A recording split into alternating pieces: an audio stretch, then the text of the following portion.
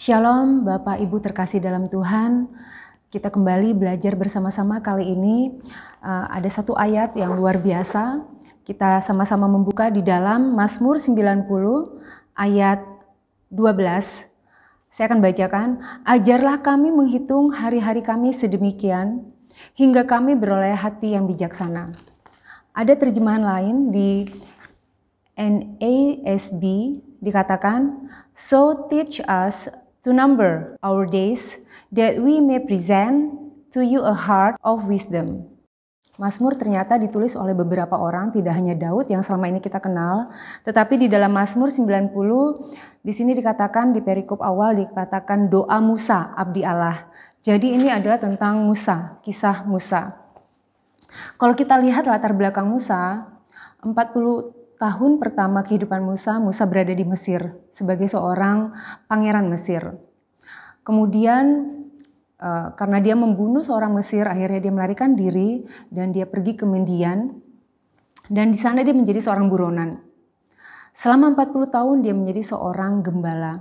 Karena di dalam Keluaran dikatakan bahwa Musa biasa menggembalakan kambing domba mertuanya Yitro. Jadi dia memiliki suatu rutinitas yang hari-hari dilakukan sebagai seorang gembala selama 40 tahun. Kalau kita baca di dalam Mazmur ini, dikatakan, ajarlah kami menghitung hari-hari kami. Ajar kami menghitung. Di dalam bahasa Ibrani dikatakan yada.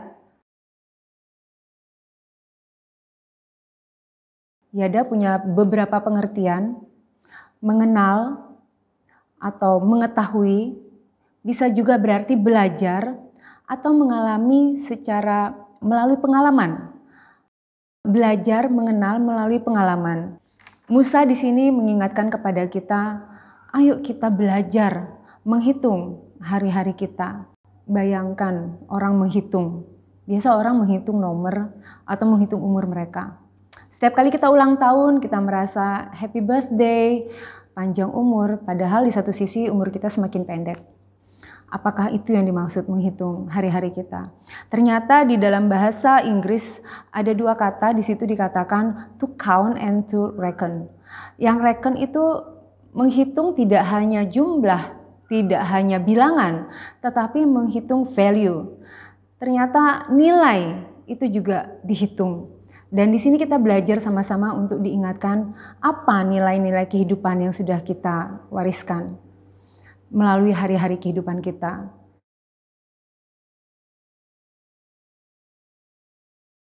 Saya mengajar anak-anak les. Suatu kali anak les saya bilang, Miss, doain dong Miss supaya besok aku ujian berhasil. Saya bilang, kamu punya tanggung jawab untuk belajar. Kalau kamu belajar rajin, pasti kamu akan berhasil, karena itu memang kuncinya. Jadi ada hal-hal di mana yang merupakan tanggung jawab kita nggak bisa serta-merta minta Tuhan tolong. Kalau untuk berdoa memang kita berdoa ya.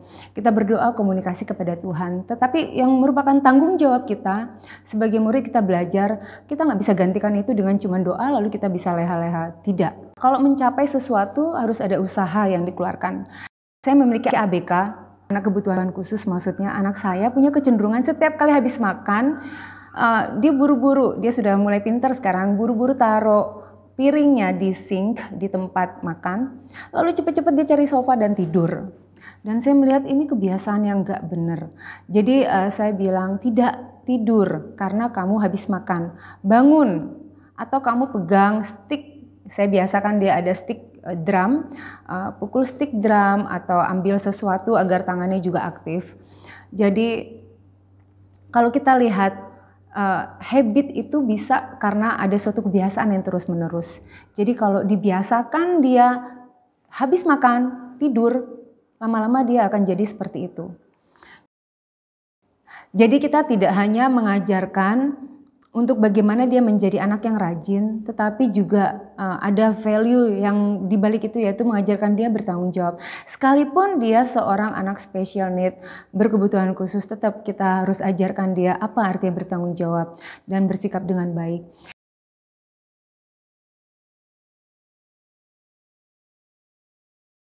Di dalam kalimat berikutnya, menghitung hari-hari kami. Kenapa kita harus hitung hari-hari kita? Hari-hari kita, ada kata lainnya yaitu umur kita. Mungkin ada di antara kita menghitung, kita sekarang sudah bertambah, sekarang sudah semakin tua. Semakin kita menghitung hari-hari kita diperhadapkan pada suatu kenyataan bahwa, hai, kita semakin dekat menuju kematian.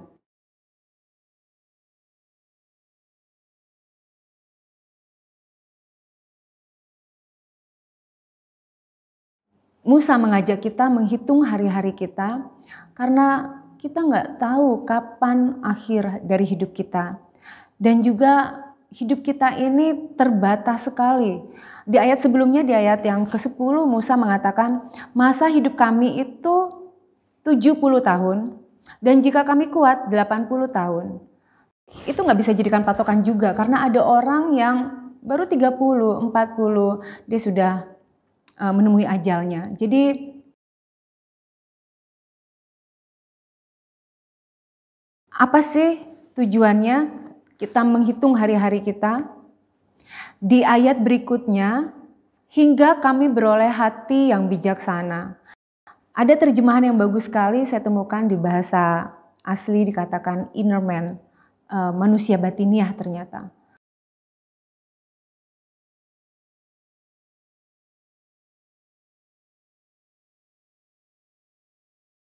Manusia batin kita, itu termasuk dalam pikiran kita,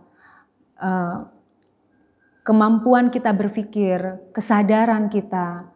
Tuhan sendiri menekankan hal-hal batiniah, hal-hal tentang kebenaran, hal-hal yang menyangkut tentang kekekalan, bukan hal lahiriah.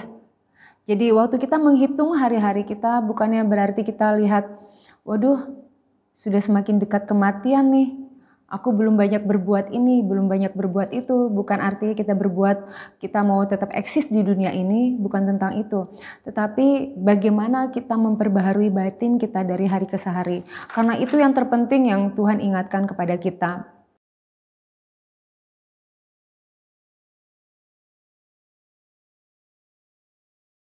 Orang yang kaya itu berkata, Tuhan bagaimana caranya supaya aku memperoleh hidup yang kekal? Dan Tuhan berkata, jualah seluruh milikmu dan ikutlah aku. Lalu orang kaya itu sangat sedih dan dia meninggalkan Tuhan Yesus. Karena hartanya sangat banyak. Jadi pada saat kita ingin memiliki batin seperti yang Tuhan inginkan, Tuhan tidak ingin kita memiliki kecintaan akan dunia, melebihi kecintaan kita akan Tuhan. Saya tinggal di tempat yang kecil, dan karena tempatnya kecil, jadi saya juga punya lemari yang kecil. Pada saat ibu saya datang, dia bilang, aduh kenapa sih kamu nggak beli lemari yang gedean supaya bisa muat barang banyak? Tapi saya justru berkata, nggak apa-apa, justru lemari kecil itu bagus karena mengajar saya untuk tidak menumpuk barang. Jadi jangan terpaku pada hal-hal materi. Nanti kita jadi terikat dengan hal-hal seperti itu, tetapi coba kita malah menumpuk harta di surga, menumpuk hal-hal yang bersifat batiniah. Tuhan juga mengajarkan kita untuk kita tidak terikat dengan uang. Jadi saat kita memiliki dan Tuhan ingin kita share.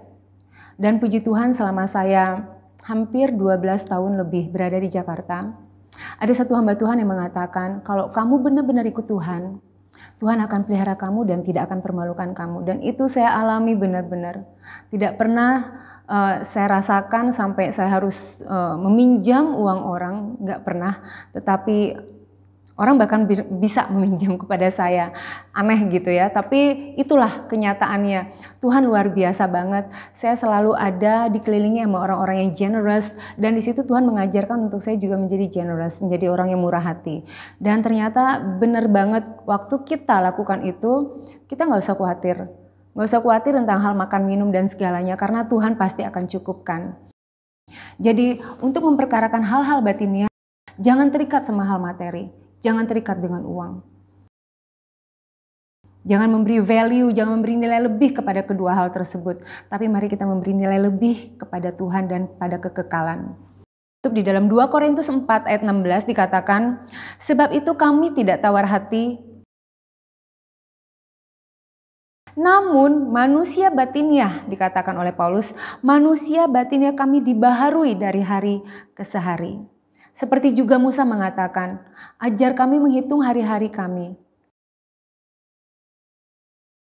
Tuhan ajarkan melalui Musa apa yang mau kita wariskan, nilai kehidupan apa, agar kami memiliki manusia batiniah yang bijaksana.